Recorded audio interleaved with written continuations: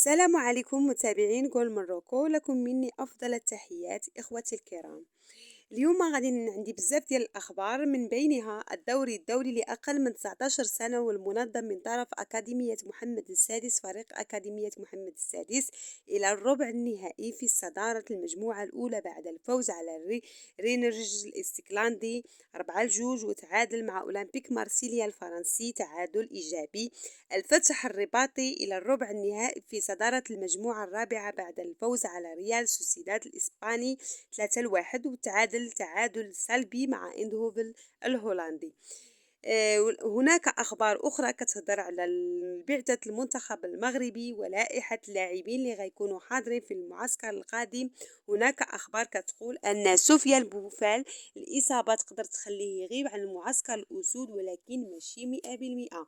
هو حاليا غائب عن فريقه ريال القطري وما شاركش في عدة مباريات حاسمة وبسبب الإصابة، ولكن إلى ما كانش حاضر في اللائحة القادمة للمنتخب، هذه حاجة إيجابية من واحد الكوتي لبعض اللاعبين باش ياخدوا الفرصة ديالهم، حيت كاينين لاعبين كتار في هذا البوست، وحنا كجمهور بغينا نشوفوا هاد اللاعبين اللي غادي يخلفوا سفيان بوفال اللاعب الدولي ديالنا المغربي. بوفال منير الحدادي ما غيكونوش حاضرين في هذا المعسكر، هادشي اللي وصلنا. وامين حارس غالبا غيكون لانه كيدرب حاليا تداريب انفراديه، ولكن كنتمناو ليه يرجع في اقرب وقت ان شاء الله. وبالنسبه عمران لوزة غياخد الفرصه ديالو، ادم مسينا وريان ماي، هادو كلهم غياخدوا الفرصه ديالهم حيت هما كانوا مع واحد خليل زيتش، ودابا غياخدوا الفرصه ديالهم مع والد الركراكي باش حتى هو يكون عطاهم الفرصه ديالهم. هناك خبر جميل عن حكيم زياش وباريس سان جيرمان، باريس سان جيرمان وفوت 0 واللي كيعرف هذه الجريده راه ما كتهضرش بزاف على المغاربه اللي كاينين في الانجليز، وهي مختصه في الانتقالات اللاعبين الفرنسيين والدوري الفرنسي بالتحديد.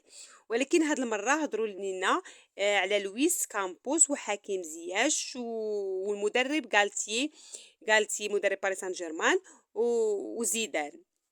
شنو قالوا في هذا المقال؟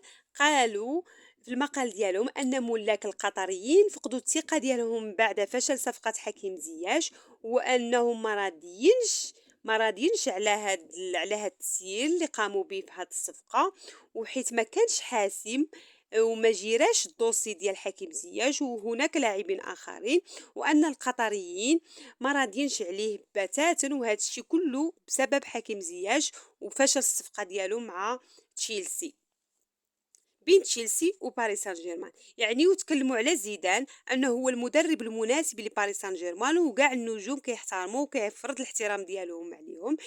كما كتعرفوا ان باريس سان جيرمان عندها العديد من النجوم داخل الفريق، وكل واحد كيقول انا هو النجم. نيمار كيقول انا هو النجم الفريق، ميسي كيقول انا هو النجم الفريق، كيليان بابي كيقول انا هو النجم الفريق.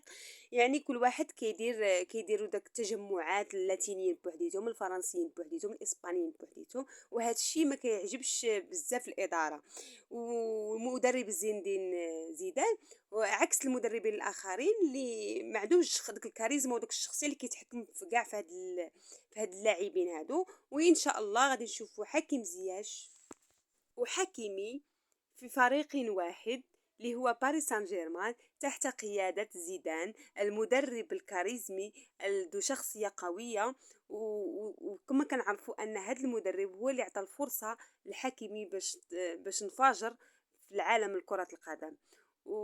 وحكيم زياش 100% غادي ينتقل لباريس سان جيرمان. مع السلامة إخوتي الكرام.